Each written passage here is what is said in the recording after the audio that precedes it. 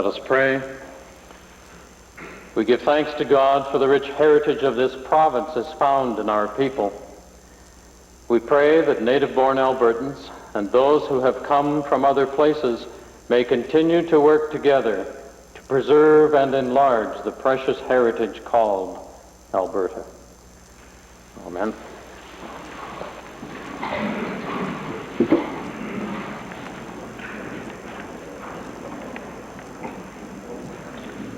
Introduction of visitors.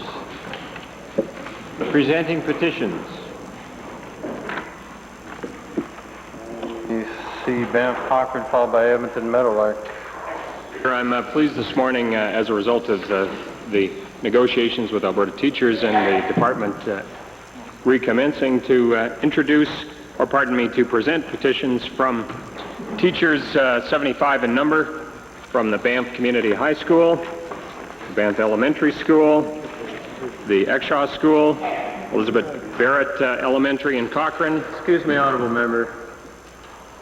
I think perhaps, because I know the Chair is well aware that there are going to be a number of petitions on this important issue, but perhaps we could just say on the number of schools in one constituency rather than listing every single, please. Mr. Speaker, indeed there are 75 teachers who have signed these petitions, and I'm pleased to present them today. Edmonton Meadowlark. Mr. Speaker, I rise to present petitions urging the government to come to a quick and equitable, fair solution with teachers over their retirement fund. The petitions are from 10 schools, signed by 237 teachers. 9 of these schools are within my riding of Edmonton Meadowlark, and 1 is just outside. Edmonton Whitemud, followed by Drayton. Introduce a petition signed by 21 students at the Greenfield Elementary School asking for a fair solution to the teachers' pension situation. Drayton Valley, followed by Grand Prairie. Mr. Speaker, I beg leave to file petitions from 10 schools in the constituency of Drayton Valley, represented by 137 teachers, on behalf of those teachers to achieve some solution to the pension plan. Mr. Speaker, if I could further file on behalf of my colleague, the Honourable Member from Whitecourt, 7 schools from the constituency of Whitecourt, represented by 123 teachers on the same basis. Thank you. Grand Prairie. It's my pleasure to introduce petitions this morning from 11 schools in the constituency of Grand Prairie, signed by 203 teachers, with my best wishes for an early solution to the problem. Additional. Receiving petitions. Presenting reports by standing and special committees. Notices of motions. Edmonton Goldbarn. Mr. Speaker, I beg leave to give notice that under Section 40, I will seek unanimous consent to consider the following motion.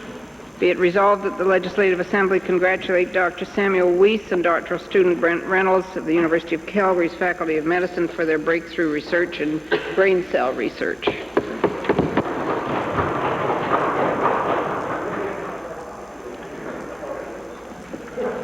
Introduction of bills. On behalf of my colleague, the Minister of Energy, I request leave to introduce a bill being the NOVA Terms of Service Regulation Validation Act.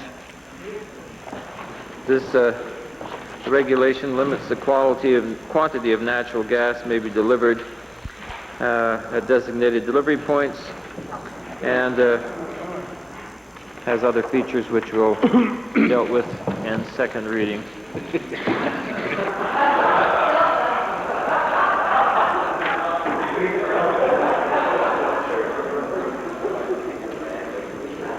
The Honourable Deputy Premier has moved first reading to Bill number 9, NOVA Terms of Service Regulation Validation Act. Those in favor of first reading, please say aye. Aye. Opposed, please say no. Carried. Bill number 9, NOVA Terms of Service Regulation Validation Act, introduced by the Honorable Mr. Horsman, is now read a first time. Deputy Premier. I request leave to introduce a bill being the Natural Gas Marketing Amendment Act 1992 on behalf of my colleague, the Minister of Energy. Deputy Premier, on behalf of the Minister of Energy, has moved first reading of Bill number 12, Natural Gas Marketing Amendment Act 1992. Those in favor of first reading, please say aye. Aye. Opposed, please say no. Carried. Bill number 12, Natural Gas Marketing Amendment Act 1992, introduced by the Honorable Mr. Horsman, is now read a first time. Calgary-Fish Creek. Mr. Speaker, I request leave today to introduce Bill number 10, the Energy Resources Conservation Amendment Act 1992. This amendment, Mr. Speaker, would allow the Energy Resources Conservation Board to establish and or participate in joint panels with agencies in other jurisdictions.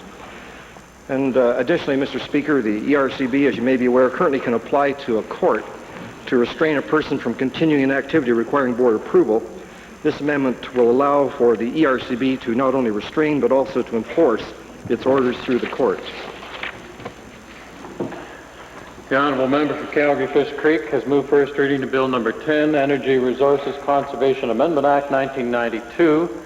Those in favor of first reading, please say aye. Aye. Opposed, please say no. So ordered. Bill number 10, Energy Resources Conservation Amendment Act 1992, introduced by the Honourable Member, Mr. Payne, is now read a first time. Calgary-Fish Creek. I request leave also to introduce Bill 11, the Petroleum Marketing Amendment Act 1992. The purpose of this bill, Mr. Speaker, is to clarify the authority of the Petroleum Marketing Commission to enter into a wider range of activities and transactions to fulfill the Commission's responsibility on behalf of the Crown, and also it would give the Commission sufficient authority to deal effectively with over and under deliveries of Crown royalty crude oil. The honourable member for Calgary-Fish Creek has further moved first reading to Bill number 11, Petroleum Marketing Amendment Act 1992. Those in favor of first reading, please say aye. Aye. Opposed, please say no. Carried. Bill number 11, Petroleum Marketing Amendment Act 1992, introduced by the Honourable Member, Mr. Payne, is now read a first time. Deputy Gimbel. Speaker, I would move that Bills 10 and 11, moved by the Honourable Member for Fish Creek, be placed on the order paper under Government Bills and Orders. Thank you. Having heard the motion, those in favor, please say aye. Aye. Opposed, please say no. Carried. Tabling returns and reports. Tourism, Recreation, and Parks. I think I got that right. Mr. Speaker, I'm pleased to file with the House today two reports. The Recreation, Parks, and Wildlife Foundation annual report for the period April 1, 1990 to March 30th, 1991, and the 8th annual report of the Advisory Committee of Wilderness Areas and Ecological Reserves for the period April 1st, 1990 to March 30th, 1991. Thank you, Minister of Tourism, Parks, and Recreation. These titles get me sometimes. Thank you. Minister of the Environment. Mr. Speaker, I wish to table in the Assembly today the 1990 annual report of the Environment Council of Alberta. Thank you. Edmonton Jasper Place. Refer the Chair to Hansard, page 103, where the Minister of the Environment promised to table a document referred to in debate on Wednesday regarding Toward 2000 Together. Still waiting.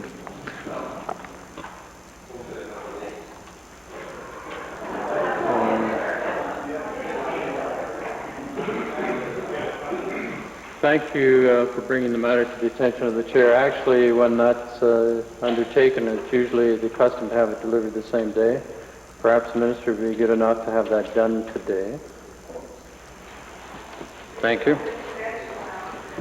Thank you.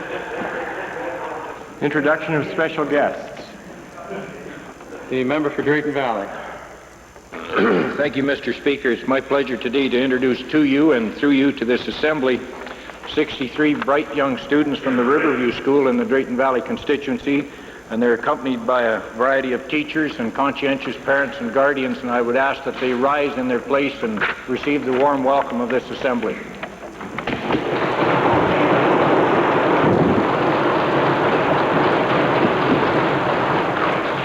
Edmonton Glengarry. It's my privilege to introduce to you and to members of this assembly two individuals from Sherwood Park, one of whom is a high-ranking official in the Sherwood Park Chamber of Commerce, Lillian Dykes. Another individual who is active in the chamber, Chuck McIntosh. Would they stand and receive the usual kindness of the House and welcome them?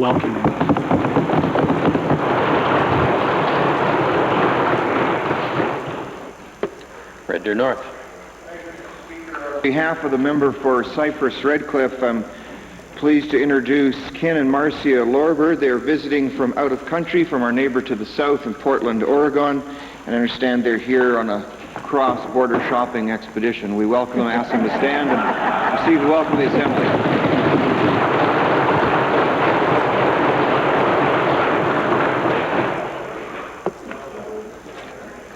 Ministerial statements.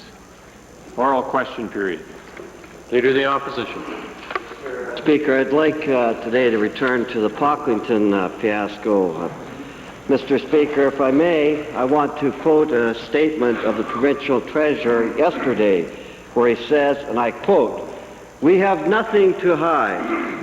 We're going to get it out into the open through the court process," Mr. Speaker. Well, Mr. Speaker, I'd like to file with the Assembly copies of correspondence between the lawyers of the government and the lawyers of Peter Pocklington. Mr. Speaker, in this correspondence, the government asks that certain documents be kept off the public record in the court case, Mr. Speaker. Freedom of information, Mr. Speaker. My question to the Treasurer is simply this. Given that the provincial treasurer said yesterday and many times has indicated that detailed information about the Pocklington fiasco would come out through court proceedings, why has the government thrown over a veil of secrecy over these documents? Right on. Mr. Speaker, first of all, the strategy with respect to how a court action or several court actions unfolds, of course, is, as you well know, Speaker, controlled by the rules of this Assembly, which dictate that we have to be extremely careful about how we comment or outline the position which any one of the participants in an action may take. This is a sub judice convention, Mr. Speaker, and clearly the member from Norwood, even with his limited understanding of this process, let alone the legal process, should know that. Mr. Speaker, these are public documents. Right. This treasurer got up in the House yesterday and said it will come out through the court proceedings, and now we refuse the answer. We find out that the government is saying don't make public these documents. Freedom of information for Pocklington, the rest of us don't know what's going on. Right. My question simply to the treasurer is simply this, Mr. Speaker. What does the government have to hide? Why are they keeping these documents behind secret doors, Mr. Speaker? Well, again, I mean, the member from Norwood simply adds to his own confusion when he tries to draw into this question that of the freedom of information, because every freedom of information legislation that I've seen, Mr. Speaker, provides that the sub judice convention will prevail. And it's quite well understood in all parliamentaries across Canada, and certainly the Mother Parliament itself, that court actions, of course, are separate from the parliamentary process. Now, Mr. Speaker, let me make one general point, however, and that is, if we were at all concerned about the information that is in our files, that we will at some point make public, we would not have embarked upon a legal process knowing full well that at the end of the day, at the end of all the discoveries, the hearings, the court action itself, that information would be made public. But to make it and to reveal it at a different time, Mr. Speaker, would simply prejudice the government's position. And even the member from Norwood has stood time and time again saying to us, Mr. Speaker, when are you going to get on and sue Mr. Pocklington? Well, we have got on and sued Mr. Pocklington in about 7 different actions, which total well over $75 million, Mr. Speaker. Significant amount of money protecting the taxpayer of Alberta, securing our interests in the fixed assets of that company, And finally, Mr. Speaker, ensuring that jobs continue for over 1,000 Edmontonians in the Gainers meatpacking operation. Thank you. Final. If you'd made these documents open above board to begin with, maybe you wouldn't be in this deal with Pocklington, Mr. Speaker. And my question simply is this, Mr. Speaker. Behind closed doors, you make secret documents. Behind closed doors, make secret deals with your friends. It's the same old story with this government. My question to the Treasurer is simply this. Doesn't the fact that they don't want to release these documents have everything to do with their political embarrassment and nothing to do with the court case at all, Mr. Speaker? That's what's all. What? Well, Mr. Speaker, if you want to enumerate political embarrassments, let me start with Edmonton Norwood. There is no political embarrassment here at all, Mr. Speaker. We entered into a normal, conventional guarantee, Mr. Speaker. When guarantees are effected, at some point you have to understand that you may have to take action to secure your position. We secured the position against fixed assets of that entity. We are now securing positions under the master agreement, which allows us to take other actions. And finally, now we've been inside the company and have it going in a good course with new opportunities for that company. We have found certain actions are necessary on behalf of Gainers as well against the former shareholder. We have embarked on those actions. As I said, a considerable amount of time has been spent to ensure and sort out the position of the government and the Gainers company. And secondly, Mr. Speaker, a tremendous number of legal actions now embarked against the former shareholder of that company to ensure that the assets of the province are protected, the assets of Gainers are secured, and then, Mr. Speaker, we'll go on to ensure that we can sell that entity into the private sector where it belongs. Second main question, Leader of the Opposition. Behind closed doors till after the next election, anyhow, for sure, Mr. Speaker. Mr. Speaker, from one political embarrassment to another, Mr. Speaker, a year ago this week, the government was all too eager to bring down a so-called balanced budget a few days before their party's annual convention, Mr. Speaker. Now, a year later, with an annual deficit nearing probably $2 billion, the government does not have the political courage to bring down a budget before the same convention, Mr. Speaker. A budget that will undoubtedly show that last year's budget was a sham that makes a mockery, Mr. Speaker, out of good financial planning. But my question, Mr. Speaker, specifically to the Treasurer, is about his government and him, where he said that he would keep special warrant spending in line this year, Mr. Speaker. Yeah. Well, my question simply is this. How does this government justify over $400 million in special warrant spending without the approval of this legislature? Mr. Speaker, first of all, it is in the Financial Administration Act, and it is a matter of parliamentary accepted principles that from time to time, on an emergency basis, the government, through orders and councils, have the right to spend money by special warrant. And the use of special warrant is clearly defined, Mr. Speaker, defined by an unusual or unforeseen expenditure which calls upon the government to take some action to ensure or protect certain interests which are unforeseen. Now, Mr. Speaker, from time to time we've been called upon in this government to respond in a necessary fashion to deal with floods, to deal with droughts, to deal, Mr. Speaker, with unforeseen circumstances in agriculture as we did this past year, responding, Mr. Speaker, to assist the people in agriculture across this province at a time when the prices were falling rapidly, when there was a need for the government to move in to shore up the family farm. Then the government moved, Mr. Speaker. And I'm saying to the member of Norwood, if he doesn't like that kind of action for the farm community, then stand up and say so. But as a matter of fact, Mr. Speaker, the special warrants this year would have only been 2%. 2%, Mr. Speaker, one of the lowest levels there was ever in the province of Alberta, except for the call on welfare payments. Welfare payments will... Thank you, Honourable Minister. Honourable Minister, thank you. We really want to get a few members in. Supplementary. Speaker, if this government had brought forward a realistic budget last year, they wouldn't have $400 million in special warrant. Deliberately overestimate the revenues, Mr. Speaker, deliberately underestimate the expenditures. That's why your welfare costs have gone up, Mr. Speaker. And my question is simply this to the Treasurer. Isn't it true that last year's budget was pure politics and that the revenues were deliberately overestimated, Mr. Speaker? Yes. Mr. Speaker, that in fact is not the case. We had that debate on last year's budget. We set forth this time last year the assumptions on which we moved.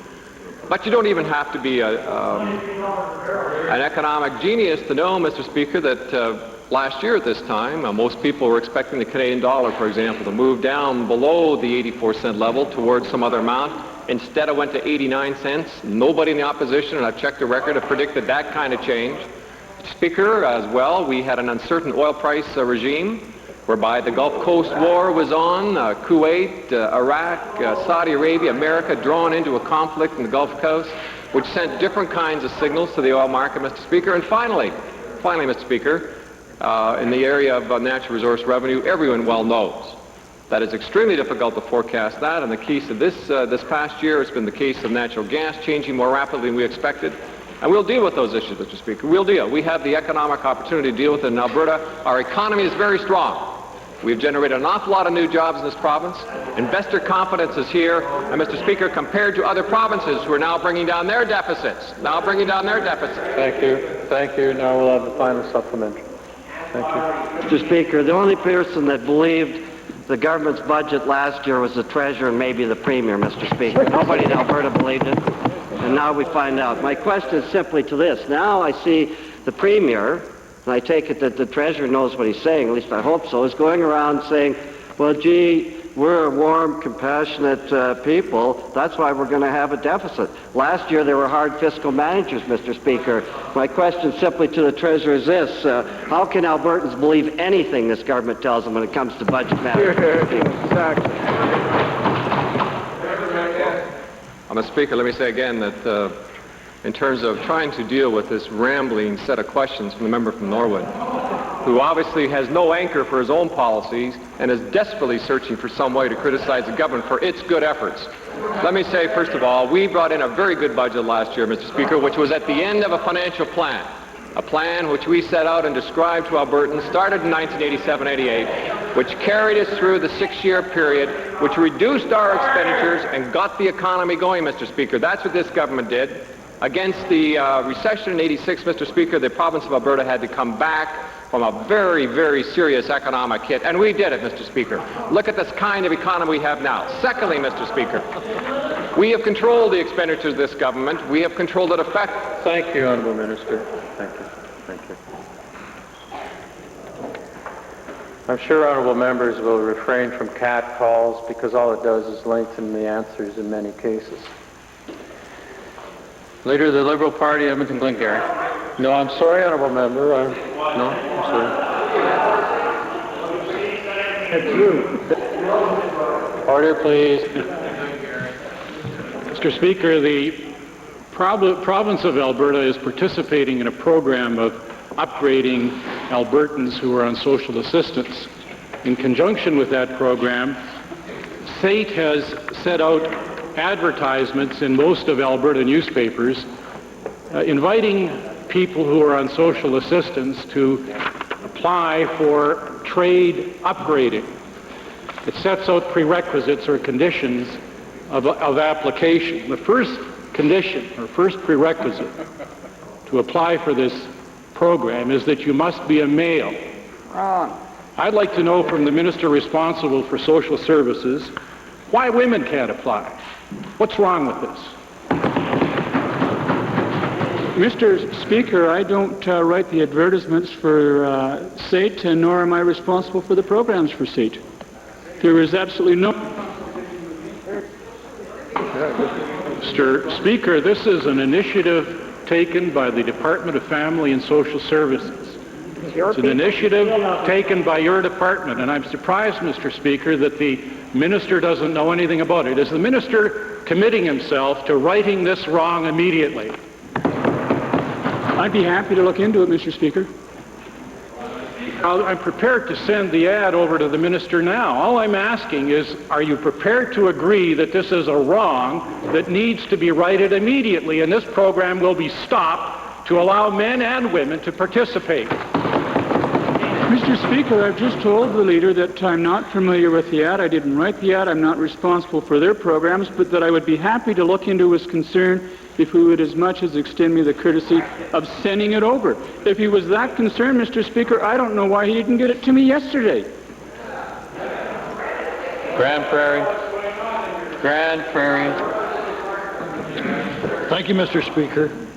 Mr. Speaker, in the city of Grand Prairie today, we have the city school system, public school system, is in its 10th day of a strike situation.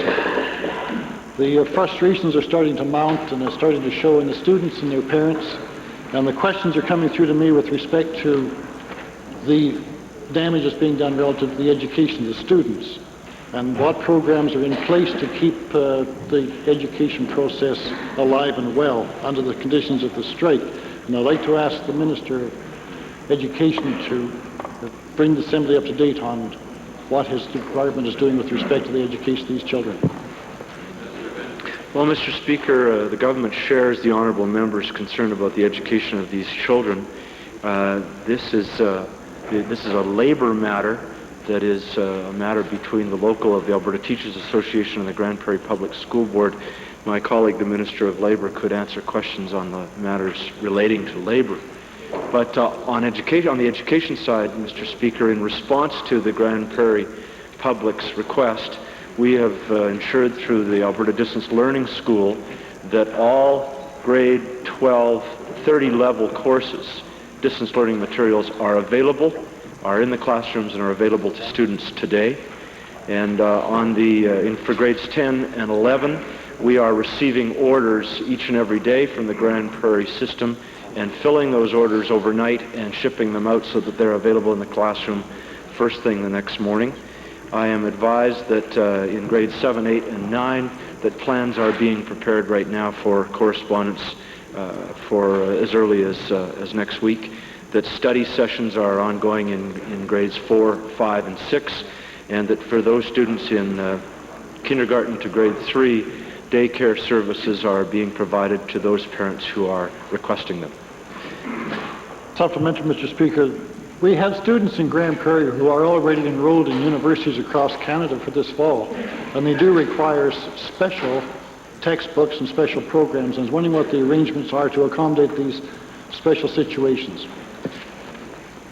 Well, Mr. Speaker, I'm not aware of any specific concerns in this regard, not any specific individual cases, but I can assure the honourable member and all members of this Assembly that our department and the Distance Learning School and the officials in the department stand ready to be of assistance at any time and in any way that we possibly can.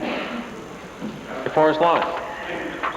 Mr. Speaker, the Minister of Education has denied his responsibility for the proper funding of education by saying that school boards have, and I quote, an insatiable appetite. The Calgary Board of Education will have to increase local taxes by 9% in order to deliver basic programs, yet they'll still have to cut 6 kindergarten teachers and at least 14 English as second language teachers. My question to the Minister of Education, just which of these programs does he consider to be greedy? Well, neither, Mr. Speaker. I simply said in the Assembly the other day that the Calgary Public School Board has increased its spending on average over the last 3 years in the order of about 7.2%, while the provincial government's provincial taxpayers' contribution to that same school board budget has grown by 6.9% per year for the last 3 years. And I think that's a significant contribution by Alberta taxpayers. But if the honourable member would like to suggest other areas that ought to be cut, I'd be certainly willing to listen to his suggestions about areas of spending that ought to be cut. Mr. Speaker, as the Minister knows full well that although grants have gone up to school boards, per pupil grants have actually decreased. But here's my suggestion to the Minister, Mr. Speaker. In spite of his rhetoric about increased grants, the new 2-count system of establishing payment means that the Calgary Public Board expects only a 1.8% increase this year. Many boards such as Westlock, Fort McMurray also oppose the 2-count system. Well, to the Minister, will he now make a commitment to fairness by agreeing to make the 2-count system optional and only for those boards which will benefit by it? Well, Mr. Speaker, it is now obvious where the New Democratic Party stands on funding of the likes of education. They're willing to fund an education of students who are not in classrooms. And that's what they're saying if they don't support the two-count system, that they're willing to support an education of students who are not in classrooms. But let's look at the record of NDP governments, Mr. Speaker. What have we done in Ontario, which has decreased its spending in education? They came in and promised 60%. They started off at 40% provincial funding in Ontario. It's now spiraling downwards. What had happened in the Saskatchewan New Democratic government the day before yesterday? They dropped their spending this year by 2% and committed to do the same thing next year by another 2%. So we know, Mr. Speaker, what NDP governments do in this country. While our spending goes up this year by about 6%, the NDP governments across this country are going to drop theirs by 2%. West Loch Sturgeon. Mr. Speaker, the matter of high-speed pursuits is a serious matter of law enforcement which impacts on the lives of all Albertans. The previous Solicitor General was so concerned about the incidence of such pursuits that he set up a task force to develop minimum guidelines to regulate these pursuits. Now, to the Solicitor General, given that the voluntary guidelines have been in effect since October 1990, when will this minister be fit to release the first 6 months assessment of the guidelines, which was prepared by his law enforcement division 1 year ago? Mr. Speaker, we brought out the guidelines. There's some 25 recommendations in the guidelines, and those were then sent out to the police forces, the municipalities, and the commissions throughout the province, and their response to them are coming in. As I stand here, I've had several of them respond in the last 2 weeks, and they are agreeing majorly with the recommendations, and many have implemented to the best of their ability the majority of the recommendations.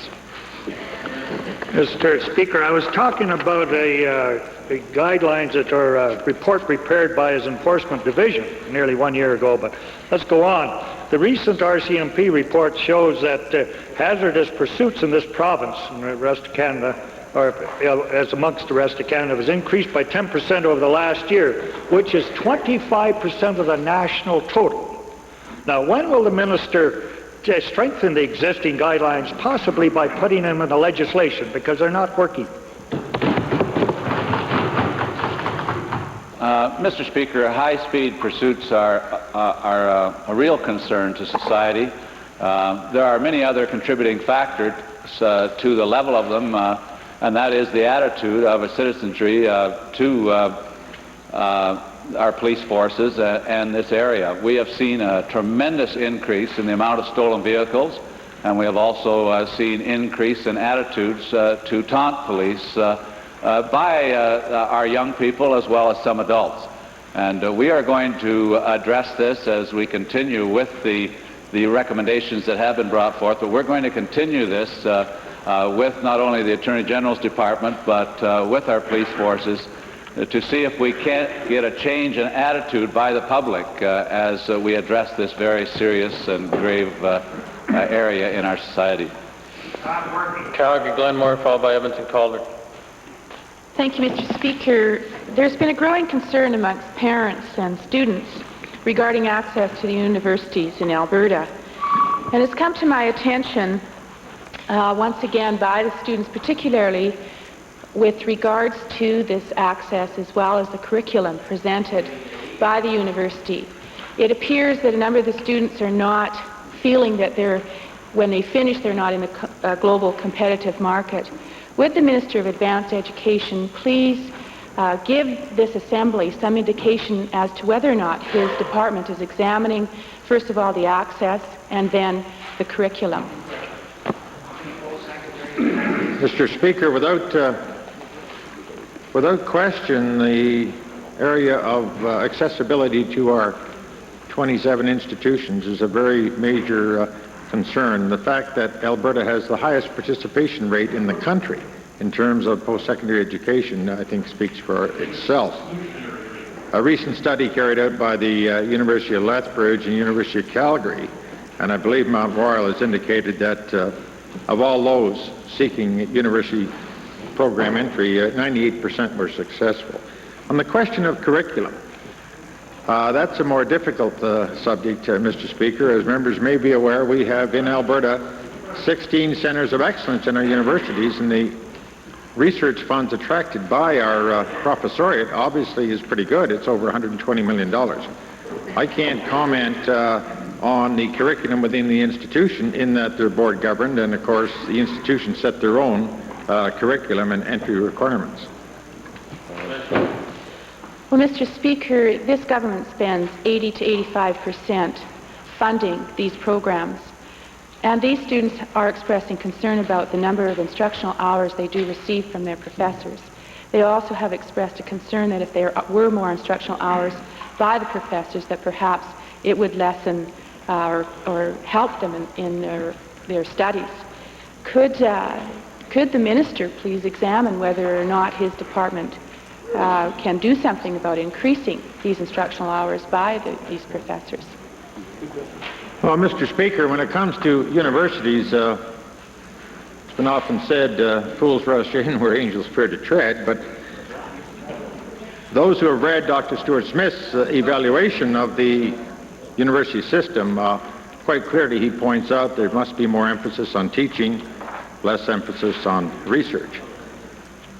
However, Mr. Speaker, my department has the instrument that does the funding, although it has a very great interest in the output, and we all hope that toward 2000 the Human Resources Study will focus attention on the requirements and the direction institutions should be taking. This minister is very hesitant to ever become involved between the boards of governors, which legitimately run the business of the institutions, and whatever the collective agreements may have with regard to hours of work and so on. A colleague of mine in the House may have some comment to make with regard to working hours of those people. Mr. Speaker, local family and community support service organizations and municipalities have been waiting for this government to announce what it will do about the recommendations of the FCSS Ministerial Review Panel released in November.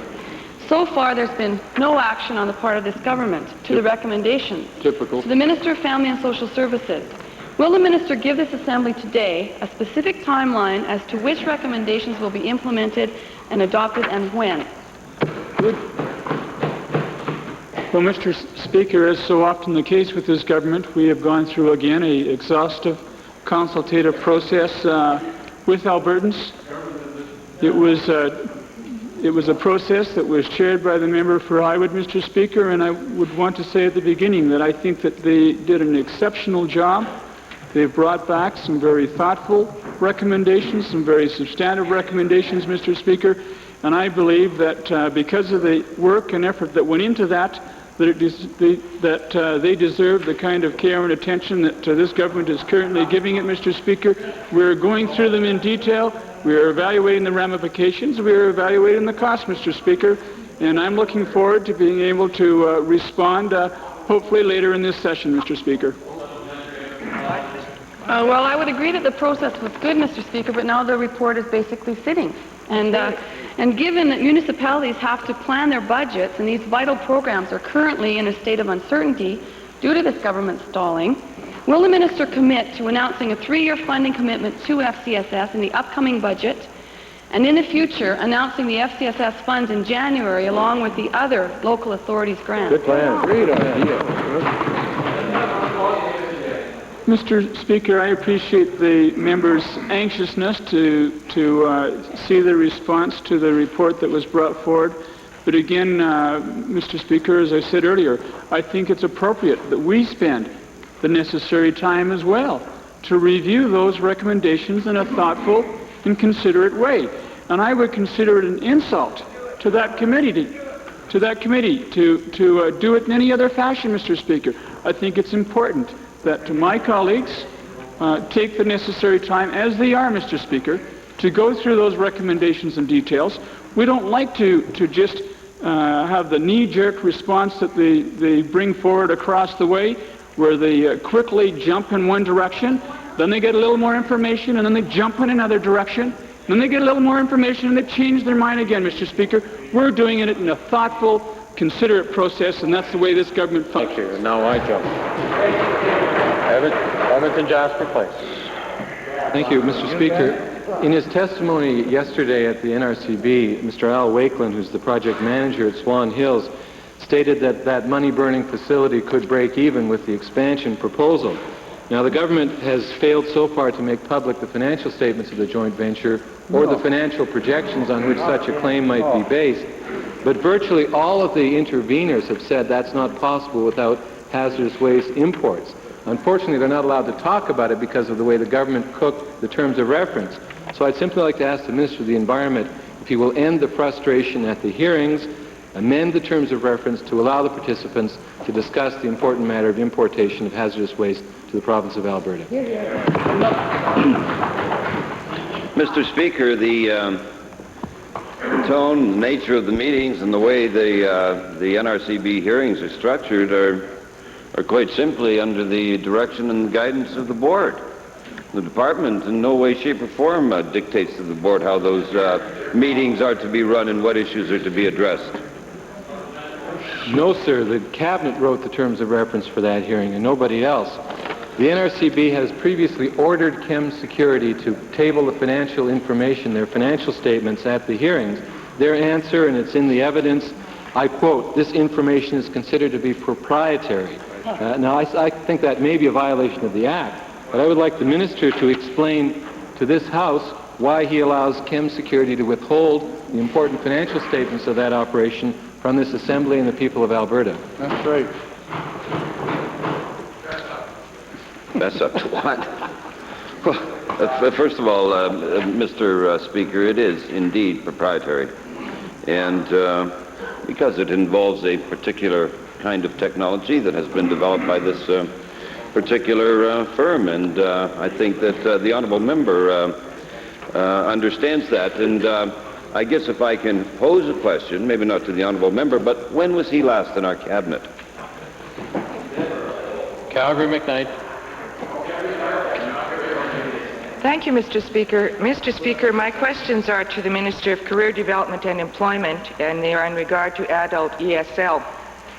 In light of the throne speech, and in light of the province's own interdepartmental working committee, it is estimated that an additional 1,300 immigrants require full-time ESL, 1,200 immigrants require settlement language programs, 1,700 immigrants require part-time ESL, and 2,400 individuals require English in the workplace. Can the Minister provide some details as to what new initiatives mentioned in the throne speech he is planning within this field? Well, Mr. Speaker, I first of all accept the representation made by the honourable member and agree that there is a need for extended services and assistance with regards to the programs, particularly as it relates to adult assistance. But as far as the actual numbers outlined by the honourable member, I would question some of the numbers stated, but I would ask her indulgence in waiting, as we've indicated, that there will be further announcements that will be unveiled further into regards to the throne speech, or the budget speech. Mr. Speaker, I don't think that people involved will find that answer is sufficient, and I would like the Minister to outline these initiatives and give us a timeline. Will they fully meet the demand? Well, Mr. Speaker, I've said that she'll have to wait until such time as that information is revealed in the House in various stages of this sitting, and would ask her patience in awaiting that. As far as responding to her actual concerns, I might be able to give that commitment at this time.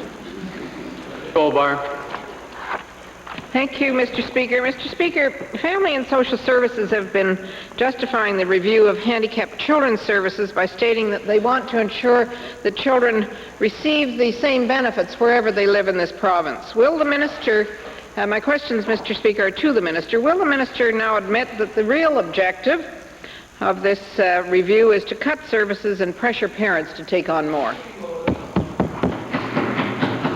No, Mr. Speaker. As usual, the member is wrong. I think, again, all you have to do is look at our budgetary process.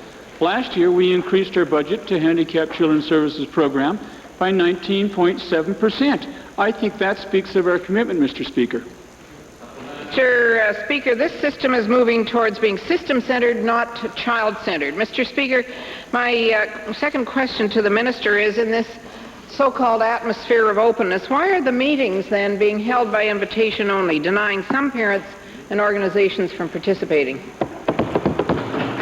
Mr. Speaker, there has been an exhaustive list of people invited to participate in this process. We've made it very clear, Mr. Speaker, that if there's anyone that hasn't been invited that would be interested in participating, we're making those opportunities available as well. In fact, as I mentioned earlier, we've made opportunities available to members of the opposition. Mr. Speaker, we welcome the input of Albertans. This is, again, an exhaustive process that we're going through. We're meeting with FCSS boards, health units, police, Indian bands, media associations, service agencies, community agencies, advocacy groups, parents. Mr. Speaker, we're committed to taking a good program, a program that I receive a tremendous amount of positive response on, and making it even better. Red Deer North, followed by Edmonton Highlands. Thank you, Mr. Speaker. My question is to the Solicitor General. The problems and challenges that are involved in both the protection and, unfortunately, the sometimes prosecution of youth crimes is very distressing to all of us. One of a number of remedial approaches, one of a number, not the only one, but one of the approaches that has significant public and professional support is the concept of taking the serious repeat offenders, immersing them in a closed custody program in a non-urban setting which would combine educational upgrading and a work-oriented skills development program, which would build self-esteem and acquaint the young offenders with positive values. My question to the Solicitor General, is he willing to have officials in his department explore the possibilities of such a program becoming a reality here in Alberta? Good question. Mr. Speaker, the member for Red Deer North brings up a very serious concern in our society. I've recently been going over the Young Offenders Act and as well looking at the stats as it involves our young offenders from 12 to 18. And certainly there's a concern by the citizens with the Young Offenders Act, and the stats are alarming. We are going to look at many areas, and I can assure the member that the department will look at the wilderness camp and work camp experiences. We are going to review the results in other jurisdictions to these areas, as well as the results that we've had in the adult offenders areas where we do have camps in the province today. I just must say shortly that with the changing family structure and the social fabric of our society, that it's going to take a lot of input, not only from the criminal justice system, but from our communities, our parents, and the rest of society today. Supplementary, Mr. Speaker. One of the principles of the family policy grid, which has been endorsed by this government, is that our programs recognize the persistence of family ties. My question is this: when young offenders are unfortunately caught in the snare of criminal activity, are efforts made to require that parents are also involved in the restitution and rehabilitation process? At the present time, we are working hard through our courts, through our police forces, and through our communities to make sure that there are alternative measures in lighter custodial situations where the individual has an opportunity to make retribution to society with the help of their parents and their family, along with the person that is a victim of their crimes. But there is a lot of work to be done in this area, and we are going to continue to look at alternative measures involving the family members. Mr. Speaker, last month's federal budget showed a complete elimination of the federal co-op housing program. That program costs $6 million a year, and by the government's own studies, saved Canadians about $40 million a year because they didn't have to use that money in social housing programs. Wow. My question is to the Municipal Affairs Minister, and it is this. Will the minister undertake to write on behalf of his government to his federal counterpart and ask that they abandon this short-sighted dropping of this useful program? Mr. Speaker, thank you for the question. We have already done so in this regard, and we are further in contact with other provincial ministers of housing to call a special emergent meeting of the ministers to address this matter. Mr. Speaker, I am delighted to hear the response, and I have an additional question then to the minister who seems to be open to good ideas from this caucus these days. And that is, will he help address now the crisis in low-income housing right here in Edmonton by offering from his department to acquire, whether by purchase or lease, some apartment buildings to make them available, such as the Thorncliffe Place, which is available in West Edmonton. It's for sale. Will he undertake to make that commitment to low-income families? Well, Mr. Speaker, had I waited for the idea to write the minister, the letter would have been going out sometime this week or next week rather than 2 weeks ago. Nonetheless, we are looking into the situation in the city of Edmonton in respect to low-cost housing and low-rental housing, particularly in the city, in the inner city area, but also for the whole of the city. Beverly, followed by Edmonton Meadowlark. Mr. Speaker, with your indulgence, if I take a few moments to congratulate the Minister of Municipal Affairs on his appointment.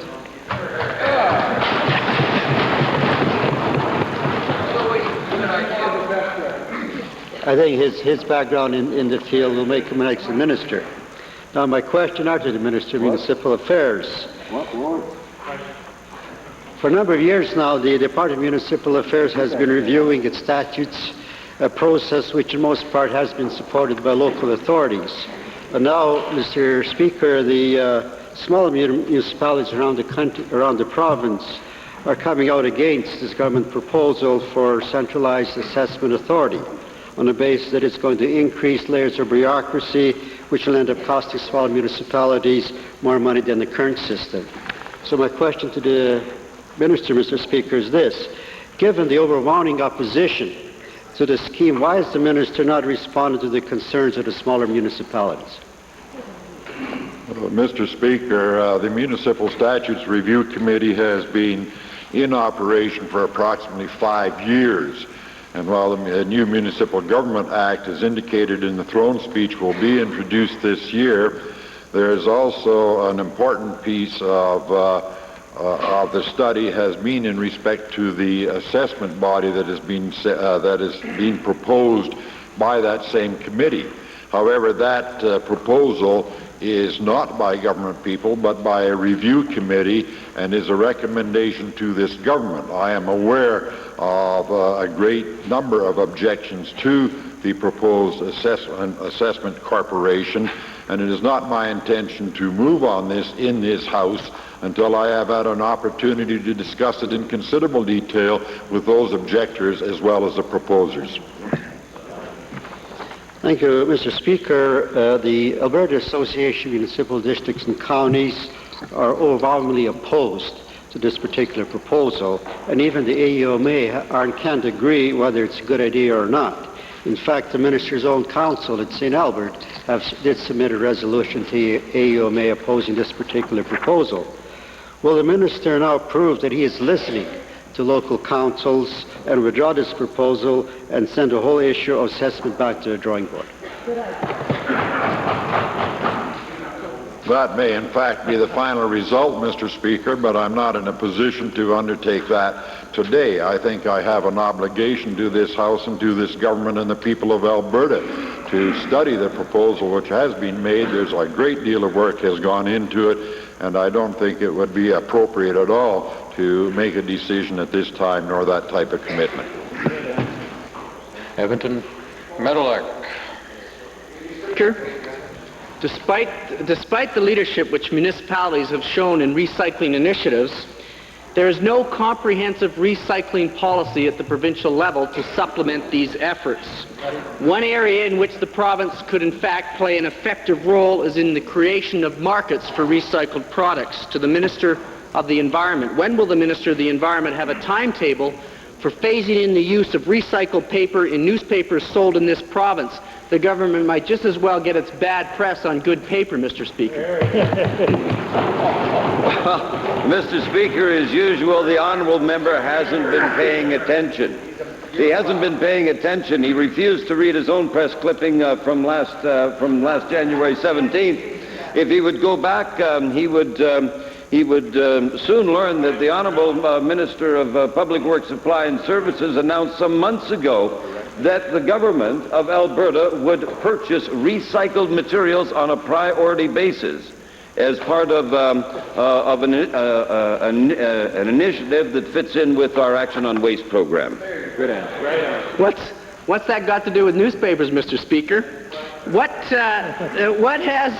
What has this minister done to encourage his colleagues in the departments such as Public Works, Transportation, Parks and Recreation to buy significant amounts of products such as fence posts, parking curbs, picnic tables, dimensional boards made from recycled plastics by an Alberta-based company such as Superwood Western Limited?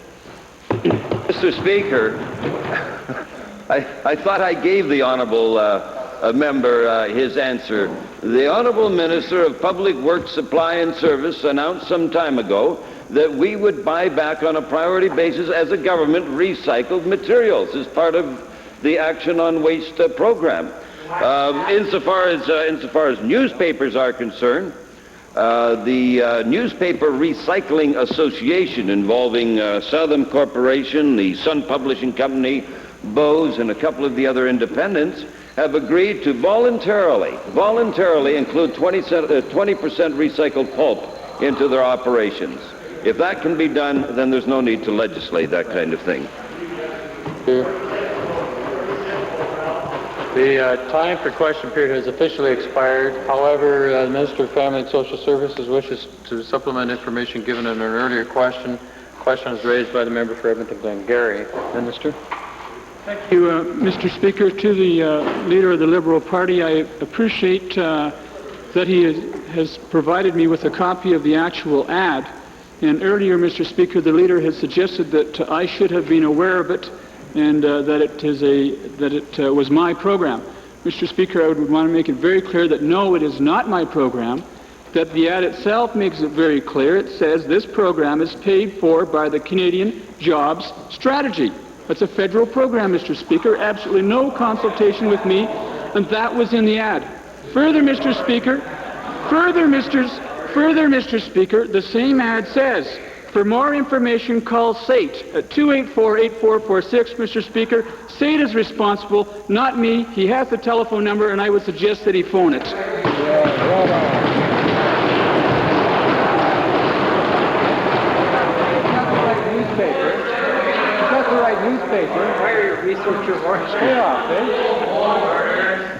Speaker, if the minister does his homework, he'll find out that this is a joint program with his department and the federal department. My further question is, will the minister stop this action because he does have the minister has a vested interest in this matter. Will he stop this action of insisting that men only be given opportunity here? Well, Mr. Speaker, I would be happy to take the initiative of calling that particular number and speaking to the folks at SATE and suggesting that they consider including females in that particular program as well. Right on. Before we deal with the standing order, might we, before we deal with standing order 40, before we deal with it,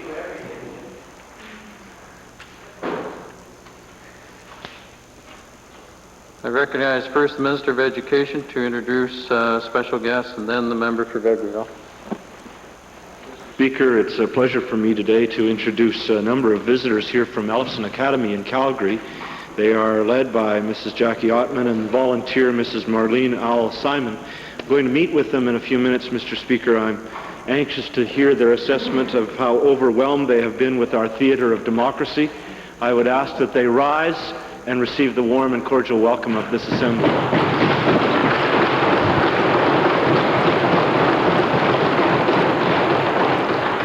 Bakerville. Speaker, I'm pleased to introduce to you and to members of the Assembly 59 visitors from the Tofield School in the Vegreville constituency. They're studying government, and here is part of that study, accompanied by their teachers, Mrs. McKay and Mrs. Cope, several interested parents and helpers, and a couple of dedicated bus drivers. I'd like them to rise in the public gallery and receive the warm welcome of members of the Assembly.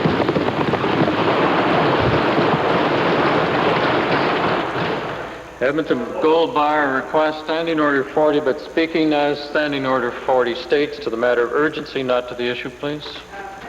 Mr. Speaker, yes, I will request under Standing Order 40 unanimous consent to consider the following motion, which has been circulated. Mr. Speaker, I think we were all excited by yesterday's news that there has been a remarkable discovery in the University of Calgary regarding the regeneration of brain cells, and I think it's incumbent on this House to congratulate and offer our gratitude to those scientists who have worked diligently and whose work will now persist, as we understand, hoping that it will lead to treatments for crippling brain disorders, Parkinson's, Alzheimer's.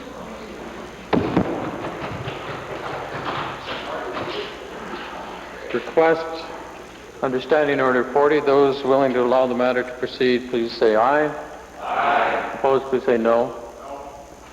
Matter fails. Thank you. Orders of the day. Government bills and orders for second reading. Bill number 6, Honorable Mr. Johnston.